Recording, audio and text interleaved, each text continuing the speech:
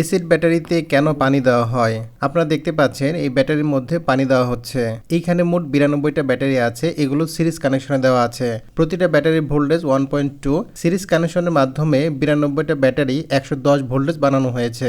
আপনারা হয়তো অনেকে মনে করেন ব্যাটারির ভেতরে পানি থাকে। আসলে ব্যাটারির ভেতরে পানি এবং সালফিউরিক অ্যাসিডের একটা মিশ্রণ থাকে, যেখানে সালফিউরিক অ্যাসিড থাকে 30 থেকে 40% আর পানি থাকে 60 থেকে 70%। অনেকে এটা খাবার পানি মনে করে ভুল করতে পারেন। এটা কিন্তু খাবার পানি না, এটা হচ্ছে ডিস্টিল ওয়াটার।